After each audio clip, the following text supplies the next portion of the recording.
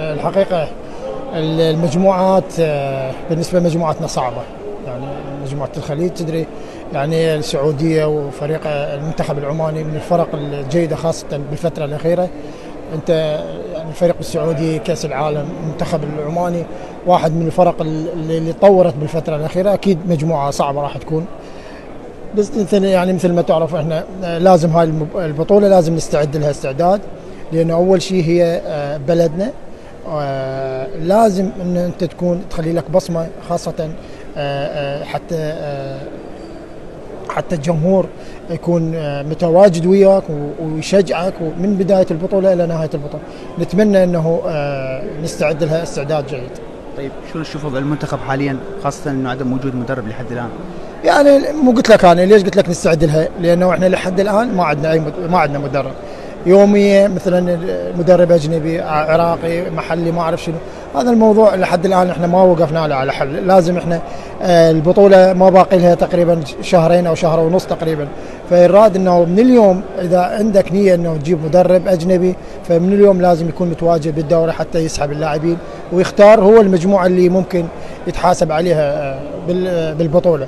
اما اذا مدرب محلي، فالمدربين المحليين خير من الله، يقدرون يخلون اي مدرب محلي بهاي الفتره يقدر يقدر يسحب اللاعبين ويختار اللاعبين حتى يقدر يعني يقاتل بيهم مثل ما يقول بهاي البطوله ان شاء الله. طيب كابتن، السؤال الاهم برايك في هذه الفتره وضيق الوقت، هل المدرب المحلي افضل ام المدرب الاجنبي في مثل هكذا توقيت؟ لا طبعا المحلي افضل، لانه قرب البطوله. المدرب الاجنبي ما عنده اي معلومه عن اللاعب العراقي، فالمحلي اكيد هو الحل الافضل، لانه هو عارف الدوري وعارف اللاعبين. ممكن هو هذا الحل الاخير. اليوم اجواء القرعه ربما تعيد الكابتن ليث حسين الى الماضي، اللقاء مع الاشقاء في البصره، شلون نشوف الاجواء، خصوصا انه انت اليوم موجود في البصره وعودة هذه البطولة العرس الخليجي إلى العراق من جديد بعد غياب لسنوات طويلة؟ والله أنا صراحة سعيد جدا بتواجدي مع الإخوان،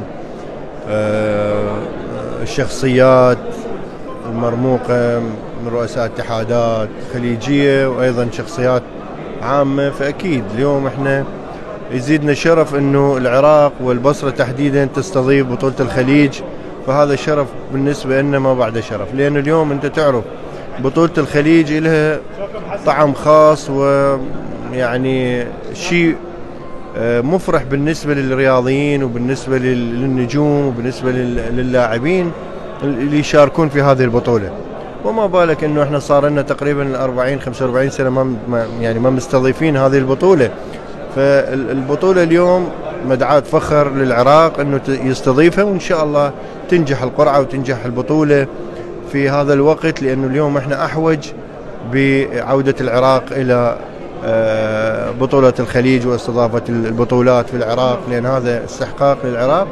فأكيد إن شاء الله نتمنى أنه هذه البطولة تنجح وتتيسر كل الأمور، وإن شاء الله يكونون أهل البصرة على قدر المسؤولية في إنجاح هذه البطولة، وأيضا المسؤولين، وأيضا نقدم شكرنا وامتناننا إلى الأخوة بالبصرة والسيد المحافظ سعد العيداني اللي أيضا يعني أعطى كل شيء لهذه البطولة، وأيضا شكرا لاتحاد كرة القدم والوزارة على العمل في سبيل أنه تكون هذه البطولة في البصرة، والحمد لله والشكر. طيب كابتن، شلون تشوف حظوظ المنتخب الوطني، خاصة حتى هذه اللحظة لم يتم تسمية مدرب للمنتخب الوطني، بالإضافة إلى أنه بعد أيام قليلة تنتظر المنتخب 3 مباريات على مستوى عالي، الأمور الفنية بالنسبة للمنتخب الوطني شلون تشوفها برأيك؟ يعني صراحة نتمنى أنه الاتحاد كرة القدم يستعجل بتسمية مدرب حتى لو كان محلي، في سبيل أنه يستقر الوضع ومعرفة مستويات اللاعبين، وهذا شيء طبيعي. يعني أنت اليوم يجب أن يكون هناك عمل سريع في سبيل أنه تدخل مباريات وتدخل في هذه البطولة وتأسس صح للمستقبل القريب، ولهذا السبب يعني يجب أن يكون هناك عمل سريع في سبيل أنه تقف على مستوى اللاعبين، لأنه أنت تعرف اختيار اللاعبين، المدرب ايش يختار، اللاعبين قد يكونون جاهزين أو غير جاهزين، وجود دوري، فكل هاي عوامل تؤدي الى يعني زعزعه وضع المنتخب العراقي، لكنه ان شاء الله المنتخب قادر والعوده، وان شاء الله هذه المباريات ستكون بمثابه العوده ومعرفه المستوى الحقيقي للاعبين. فهذا الشيء بالنسبه لنا ان شاء الله يكون بسرعه في سبيل انه الارتقاء بمستوى المنتخب الوطني والعوده الى يعني اخذ البطوله في البصره، وهذا مطلب الجميع، لانه تعرف انت اليوم تلعب بارضك وبين جمهورك، فهذا فد شيء بالنسبه لنا يعني ان شاء الله يعني كره القدم، لكنه هذا كل تمني، الكل يطمح لهذه البطوله وفوز بها، لكن ان شاء الله يعني العراق قادر اذا ما تم استعداد جيد في هذه المرحله، فان شاء الله سيكون العراق رقم صعب في هذه البطوله.